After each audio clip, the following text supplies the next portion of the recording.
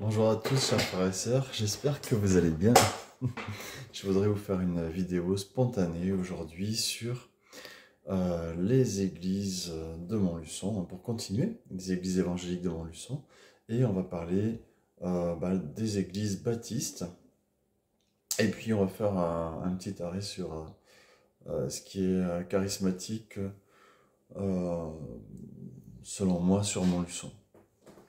Alors, déjà, le baptisme, qu'est-ce que c'est? Euh, c'est un mouvement qui met l'accent sur le baptême. Donc l'accent est mis sur le baptême. Vous vous rappelez par exemple, les frères et sœurs pentecôtistes, eux, mettent l'accent sur ce qui s'est passé à la Pentecôte, à la première Pentecôte. Eh bien, les frères et sœurs baptistes, eux, mettent l'accent sur le baptême. Et l'importance du baptême. Et parfois, on peut considérer que c'est l'importance qu'ils ont, pour leur compréhension de ce qu'est le baptême. Comme tous. Par exemple, les pentecôtistes ont leur compréhension de ce qui s'est passé à la Pentecôte, qui n'est pas forcément la même que ce que les baptistes vont avoir, qui n'est pas forcément la même que celle que moi je vais avoir. Et pour le baptême, eh bien, c'est la même chose. Mais les baptistes donc mettent l'accent vraiment sur le baptême. Donc le baptême, surtout pour une personne qui est baptiste, ne peut pas être donné à un petit enfant. Voilà, c'est ce qui va surtout les différencier aussi, mis à part d'autres choses, hein, mais c'est surtout ce qui va les différencier, surtout des catholiques et des protestants historiques. Donc cet accent mis sur le baptême est pour les personnes qui sont en capacité de dire qu'elles veulent suivre le Seigneur Jésus, qu'elles veulent vraiment lui donner sa vie, et quoi qu'il en coûte, hein. Donc ça, il faut être une personne qui réfléchit, qui est assez mature pour pouvoir peser le pour et le contre et décider dans son cœur en toute franchise et en toute certitude que oui, je veux suivre Jésus. Et c'est pour ça que selon les baptistes, ça ne peut pas être un enfant, un petit enfant. Après, ça peut être un enfant, s'il est assez mature pour ça, vers 14 ans, je pense, peut-être plus tôt, je ne suis pas sûr, ou plus tard. Mais en tout cas, je ne pense pas plus tôt que 14 ans. Dites-moi dans les commentaires si vous êtes baptiste et si je me trompe et s'il y a peut-être d'autres choses aussi qui vous différencient. Oh, bien sûr, je sais que par rapport aux catholiques, il y en a multitude, mais par rapport aussi, par exemple, aux pentecôtistes ou aux charismatiques, la plupart des baptistes, et généralement, euh, ne, ne prient pas en langue.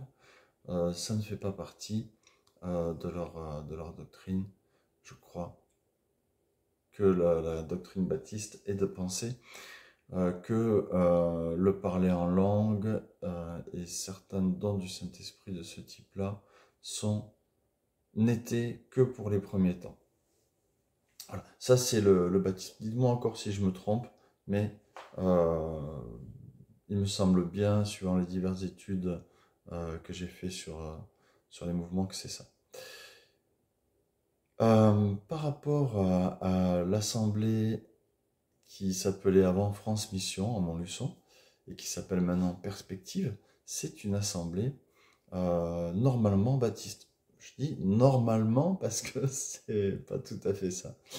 Ce qui s'est passé, c'est que dans cette assemblée, pour diverses raisons, se sont retrouvés des frères et sœurs qui sont pentecôtistes, qui sont charismatiques. Et là, quand j'ai quitté cette assemblée, parce que c'est la dernière assemblée que j'ai fréquentée sur Montluçon, et je l'ai quitté tout simplement pour être clair, hein, parce que avec ma femme, nous avons reçu l'appel d'œuvrer à l'extérieur des assemblées pour ouvrir plutôt des églises de maison et surtout se concentrer sur les personnes qui ne sont pas croyantes. Voilà. Ça, c'est vraiment, donc du coup, l'appel qu'on a reçu. Pas facile. J'avoue, c'est pas facile de pas avoir pignon sur rue, mais pas facile aussi d'aller s'adresser à des non-croyants pour leur parler de Jésus et puis prier pour eux pour qu'ils se tournent vers le Seigneur. Mais laissons ça, c'est pour être clair qu'il n'y a pas de division derrière ça, pas de... Au contraire, c'est une assemblée que j'aime beaucoup et pour laquelle je prie souvent aussi. Et j'ai de bonnes relations avec les frères et sœurs, hein, ma femme aussi, de cette assemblée. Alors, pourquoi c'est devenu de France Mission en perspective? Eh bien parce que France Mission, je crois, il y avait une 50aine d'assemblées disséminées en France. Et puis il y avait France Vision, me semble-t-il, qui était plutôt vers l'Alsace, et il y avait à peu près le même nombre d'assemblées. Et ils ont décidé de fusionner pour devenir Perspective. Donc, une nouvelle, je veux dire, dénomination baptiste, en fait. Bien. Mais à Montluçon, donc l'assemblée de Montluçon, historiquement, ça a été la première assemblée France Mission qui a été établie en France, et elle a été établie par des missionnaires, si mon souvenir est bon, qui venaient de l'école, de l'Institut biblique de Genève, qui venait d'être monté à l'époque, et eux ont été envoyés en France, ils sont arrivés à Montluçon, et ils ont ouvert cette assemblée France Mission. Et dans cette assemblée, se sont réunis au final des personnes qui étaient d'origine baptiste, et des personnes qui étaient d'origine charismatique, et des personnes qui étaient d'origine pentecôtiste. Et ça a donné un beau mélange, quelque chose de vraiment merveilleux, dans lequel j'ai trouvé un amour, une tolérance et une acceptation qu'il n'y a malheureusement que très rarement ailleurs. Ailleurs, généralement, si on n'est pas pentecôtiste, on regarde les autres comme s'ils n'étaient pas vraiment sauvés. Ailleurs, quand on est baptiste, on regarde les autres comme si ils avaient un petit peu, allez, je vais dire un pet au casque, quoi, parce que moi j'ai des frères baptistes qui m'ont dit déjà, non mais on est allé dans telle assemblée, le pasteur, blablabla, ça montre un petit peu une intolérance au niveau de ce que vivent les frères et sœurs pentecôtistes dans le parler en langue. Voyez. Mais là, dans cette assemblée France Mission, Perspective maintenant, à Montluçon, il y a vraiment un amour et une tolérance et une acceptation des différences de l'autre que je n'ai vraiment jamais rencontré ailleurs. Et je dis bien jamais. C'est incroyable. Donc, vous l'avez compris, cette assemblée est vraiment chère à mon cœur. Et n'hésitez pas à aller les visiter.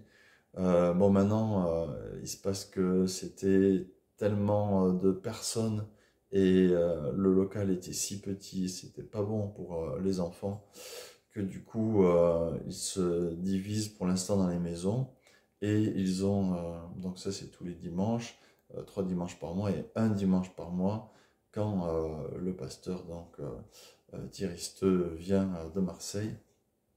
Eh bien, et ça c'est aussi un couple pastoral formidable, Thierry et Laurence Steu, je vous invite vraiment à les rencontrer, à les connaître.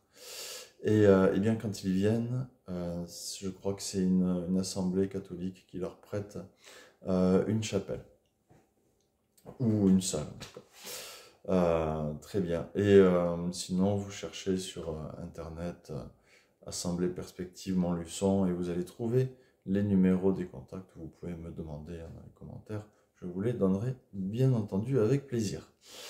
Autre chose, je vais parler des charismatiques dans cette vidéo. Qu'est-ce que c'est qu'un charismatique? C'est pas très bien défini. Là aussi, j'ai voulu faire des recherches. Un charismatique, c'est quelqu'un qui va plus loin qu'un pentecôtiste dans les dons de l'esprit.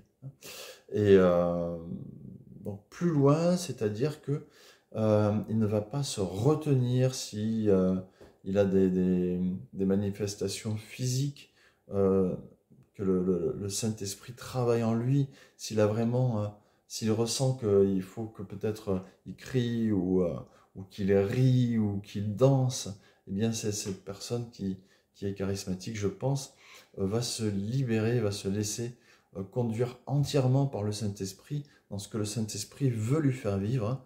Alors, tu es libre de ne pas y croire, tu es libre de croire que c'est du farfelu ou quoi, mais ne juge pas, parce que la Bible dit que eh bien, le seul péché qui ne sera pas pardonné, c'est le péché contre le Saint-Esprit. Donc, ne juge pas de si c'est le Saint-Esprit ou pas qui fait l'œuvre, qui fait quelque chose chez ton frère. Si tu vois un frère charismatique qui prie peut-être pour les malades et vraiment fort, euh, regarde les fruits. Je ne dis pas s'il y a des miracles ou des choses comme ça, parce qu'on peut se poser la question, je fais une petite aparté, on peut se poser la question s'il y a des miracles, mais la Bible dit clairement que Satan peut faire des miracles. Elle le dit clairement. Elle dit clairement qu'il y a des personnes qui font des miracles et ils disent j'ai guéri des malades, j'ai chassé des démons en ton nom. Et Jésus dit je ne t'ai jamais connu. Mais c'est grave. Et donc on ne peut pas juger non plus que c'est le Saint-Esprit qui agit parce qu'il y a des miracles, parce qu'il y a des guérisons, parce qu'il y a ceci ou cela. Ce qu'il faut regarder, moi je pense que vraiment la chose à regarder, le baromètre, c'est le fruit de l'esprit. Le fruit de l'esprit, mon ami, est-ce que la personne, elle a l'amour, la paix, la joie, la, la bonté, tu vois, toutes ces choses. Et est-ce qu'elle les transmet, en fait? Est-ce que vraiment, auprès de cette personne, tu as cette paix, cette joie, tu vois, cet amour qui vient, en fait, te rencontrer et qui te pousse même à le partager. Et tu vois, et tu sais que ça vient de Jésus, et en fait, même, et la personne, elle témoigne que ça vient de Jésus, que c'est pas d'elle, c'est pas elle qui choisit de produire ça, c'est Jésus. Le baromètre est là, mon ami, il est là, c'est ça que tu dois discerner. Tu dois pas regarder les miracles, tu dois pas regarder les paroles, tu dois pas regarder forcément les actes qui sont posés, parce que tu sais, quelqu'un, il peut faire quelque chose de bien dans la rue, et puis quand il est chez lui, il bat sa femme, tu vois, ou il la trompe, ou il martyrise ses enfants, tu vois, tu sais pas. Tu sais pas, tu peux pas juger à ce que tu vois, à ce que tu entends, mais le baromètre, le fruit de l'esprit, le fruit de l'esprit. Qu'est-ce que la personne, elle produit comme fruit? Je ne te parle pas des milliers de conversions, on s'en fout, c'est nul, c'est zéro. Si la personne, quand il rentre chez lui, il bat sa femme ou il rabaisse ses enfants plus bas que terre, tu vois ce que je veux dire? C'est zéro le fruit de l'esprit, tu vois. Quand tu rencontres une personne, tu rencontres sa femme, tu rencontres ses enfants, tu vois que ça respire le Saint-Esprit, tu vois. Mais pas ça respire le Saint-Esprit parce qu'ils ont un langage ou une façon de faire, mais parce que tu sens que là t'es bien, quoi. Tu sens que c'est comme si c'est ta famille, quoi, tu vois. C'est le baromètre.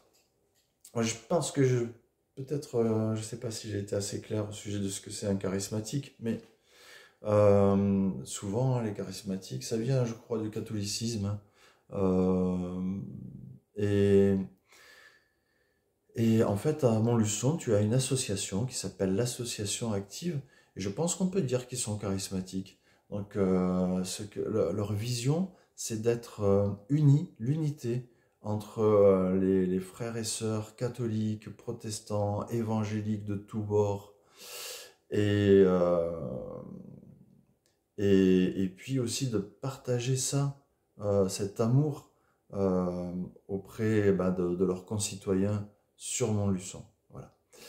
Donc ça, je pense que c'est vraiment le but de cette association active. Ça aussi, c'est une très belle association.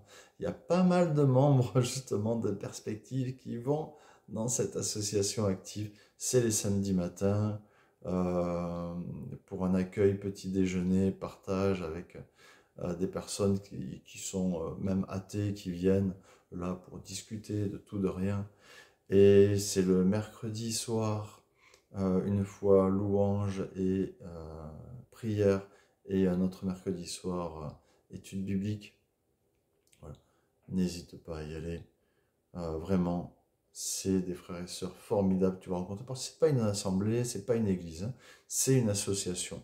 Voilà, il n'y a pas de pasteur là-bas, et s'il y a un pasteur qui vient, il est comme tout le monde. Très bien. Euh, j'ai fait le tour, je pense, de tout ce qui était sur mon leçon. La prochaine fois, je te parlerai de nous aussi, puisque nous, on vise aussi à ouvrir des maisons sur mon leçon. Donc, je te parlerai aussi de ce qu'on fait une prochaine fois. Et puis, on aura fait le tour, hein. Voilà. Alors, bisous à tous et soyez bénis.